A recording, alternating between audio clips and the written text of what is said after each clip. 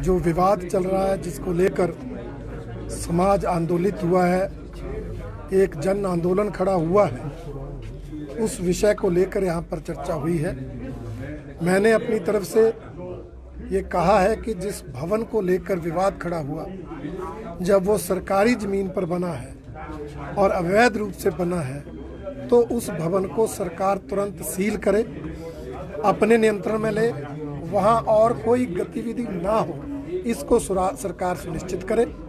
इस पर मुख्यमंत्री जी ने कहा कि वो लीगल एक्सपर्ट से राय लेकर ये ऐसा अगर कर सकते होंगे तो करेंगे, परंतु कानूनी राय लेने के बाद। दूसरा मैंने ध्यान में लाया कि जो बाहर के लोग हिमाचल प्रदेश में आ रहे हैं, उनकी प्रॉपर आइडेंटिफिकेशन हो, उनकी करैक्टर वेरिफिकेशन हो और उनको कोई काम करना है उसका बाकायदा लाइसेंस बने। ये जो विषय है, सरकार इस पर गंभीरता से काम करे।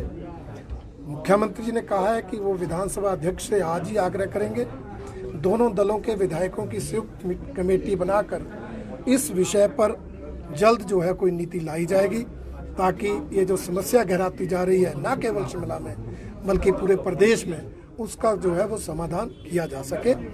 और इसके अलावा जो पुरानी बातें, जैसे कल 2 मंत्रियों ने कहा, मैंने तो शुरू में ही मुख्यमंत्री जी को कहा, एक तरफ आप सर्वदलीय बैठक करते हैं, दूसरी तरफ आपकी सरकार के 2 मंत्री ऐसे बयानबाजी करते हैं। मुख्यमंत्री ने कहा कि वो बीत गई बात, अब उसको भूलना होगा, परंतु मैं कहना ये चाहता हूँ कि वैसे तो मंदिर और मस्जिद के लिए कोई सरकारी पैसा दिया नहीं जा सकता, परंतु अगर मंदिर के नज़दीक, मस्जिद के नज़दीक किसी सराय के लिए पैसा दिया भी गया तो उसमें कोई गलत नहीं होता।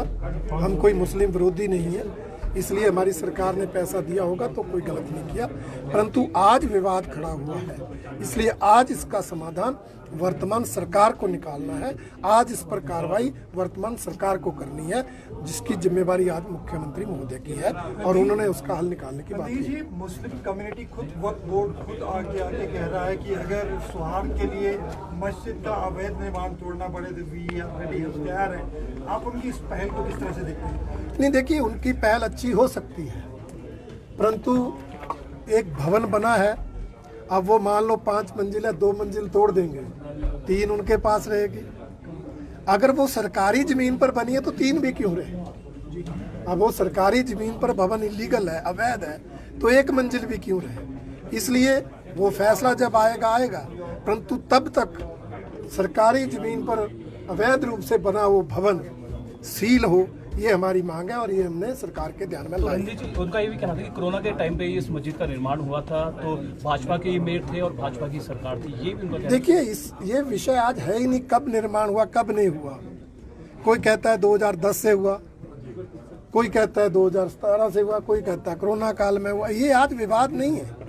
आज विवाद ये खड़ा हो गया है कि एक तो सरकारी जमीन पर अवैध भवन बना जिसको मस्जिद का रूप दिया गया, दूसरा वहाँ पर इलीगली लोग आए और वो वहाँ रहकर जो है ऐसी गतिविधियाँ कर रहे हैं जिनका स्थानीय लोगों को जो है वो प्रॉब्लम है, समस्या है। यहाँ से विवाद खड़ा हुआ, इसका समाधान निकालना है।